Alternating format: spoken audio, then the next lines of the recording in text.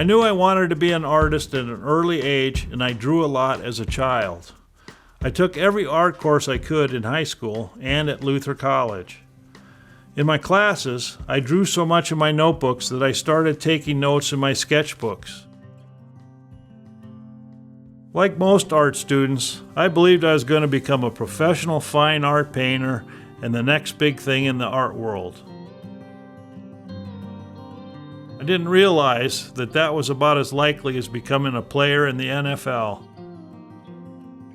In fact, if there's anything that could keep you from being an artist, it will.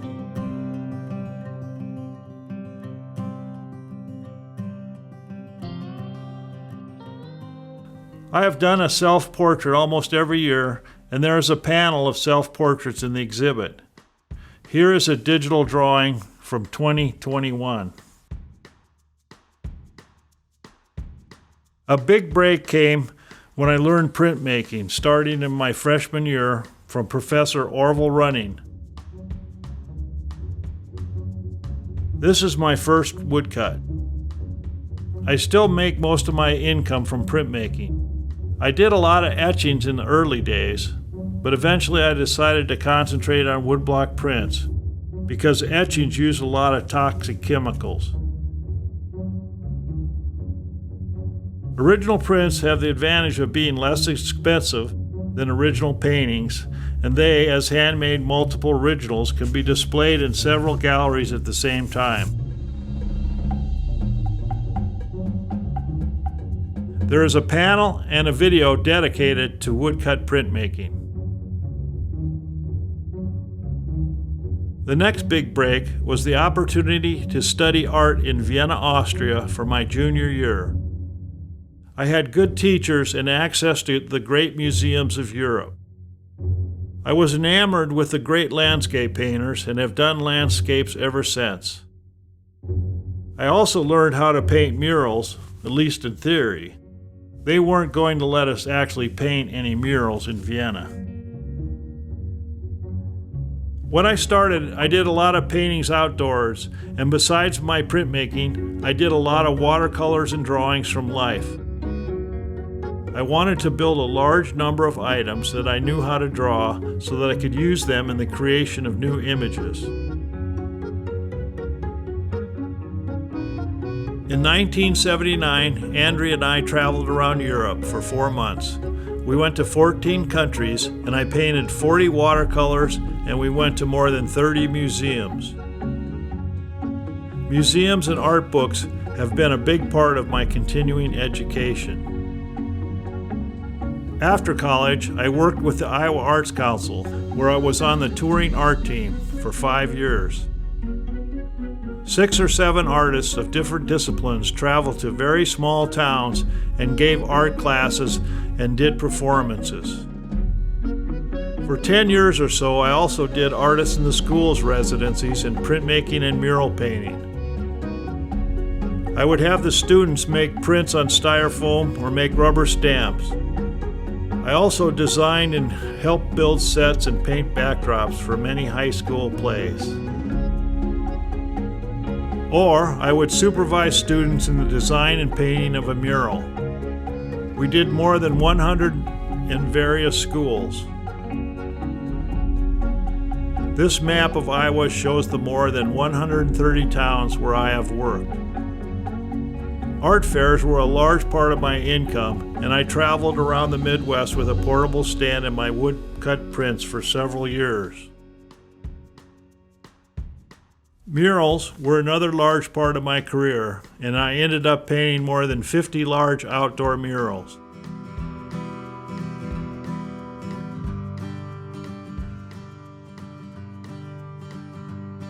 Included in the exhibit is a video about painting murals.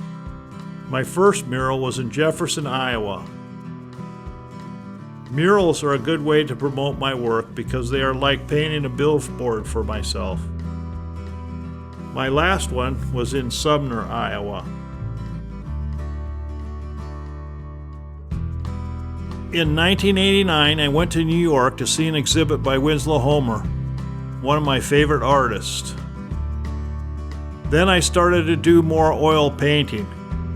Because it would be hard to get gallery representation for my oil paintings, I had my studio lifted 10 feet and added the gallery beneath it to show my paintings. As I developed clients in my own gallery and got my woodcuts into more galleries, I was able to leave the art fairs behind, although I continued to show my work at Vesterheim for Nordic Fest. In the late 1990s, I became interested in Asian art, and I started doing ink wash or sumi-e paintings. I have always been interested in Japanese printmaking. I decided I would learn more about it by traveling to China and Japan. Also, it fit with my plan to find new and interesting landscapes to paint. I've done more than 300 ink wash paintings, some of which are in this exhibit. When I started to travel more, I found it hard to make the time to paint on my trips, so I started using sketches and photographs to capture images that I would combine to make new images as the basis of my paintings. In my day, art students were not encouraged to study business. I learned right away that being a professional artist meant running a small business. Fortunately, I had friends in business that were generous with their knowledge of sales and marketing.